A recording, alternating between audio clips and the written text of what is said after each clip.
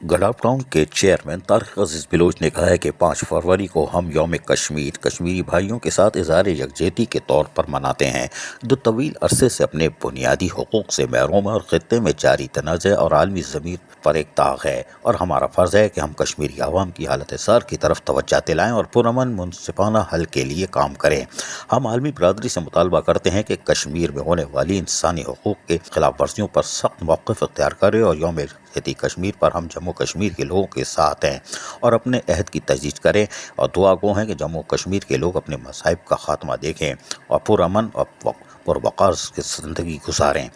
انہوں نے کہا کہ شہید رانی محترمہ بے نظیر بھٹو ہی تھیں جنہوں نے 5 فروری کو یوم کشمیر بنانے کا عزم کا اظہار کیا تھا، اور آج تک ہم 5 فروری کو یوم کشمیر منا رہے ہیں، اور یقینی طور پر بلاول بھٹو زرداری بحیثیت وزیر اعظم ہی اس مسئلے کو حل کرا سکتے ہیں۔ بہرحال انہوں نے اس موقع پر جہاں لوگوں سے مخاطب ہو رہے تھے، خطاب کرتے ہوئے مزید کہا کہ یوم کشمیر ایک محض دن منانے کا نہیں ہے، بلکہ کھلی یکجہتی کا اظہار کرنے کا دن ہے، اور عہد بھی کرنا ہے کہ ہم کشمیری بہن بھائیوں کے ساتھ ہیں۔ ان پہ جو مظالم ڈھائے جا رہے ہیں، 10 لاکھ قابض بھارتی فوج جس طرح قابض ہے، ہم اس کی شدید مذمت کرتے ہیں۔ اس موقع پر وائس چیئرمین جام محمد جوگیو، افسر مالیات Iftikhar Ahmed Dayo, director HRM Haji Sharif Sheikh, incharge anti encroachment cell Sohail Yar Khan, director information Rizwan Sabir, deputy director property Atif Ali Badar, PS chairman Lal Jan نبی اور دیگر بھی موجود تھے۔ جہاں انہوں نے کھل کر یکجہتی کا اظہار کیا، وہیں افسران و ملازمین کا کہنا تھا کہ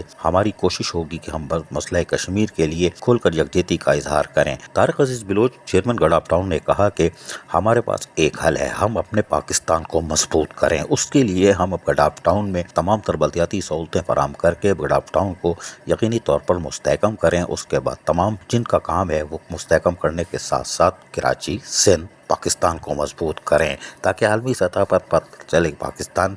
کس طرح ایک مضبوط ملک ہے اور جو کہ بھارت کی آنکھوں میں آنکھیں ڈال کر بات کرتا ہے۔ انہوں نے کہا کہ اقوام متحدہ کو چاہیے کہ اپنی قراردادوں کے مطابق مسئلہ کشمیر کو فوری حل کرے، نہ صرف کہ وہاں جو ظلم و جبر جاری ہے اس پر پراسرار طور پر خاموش رہے۔ عزیز عارف، KBS بلدیاتی نیوز کراچی۔ ایسی ہی خوبصورت ویڈیوز فیوچر میں حاصل کرنے کے لیے ریڈ بٹن پر کلک کر کے اور بیل آئیکن کو پریس کر کے ہم سب کے سبسکرائبر بننا مت بھولیے۔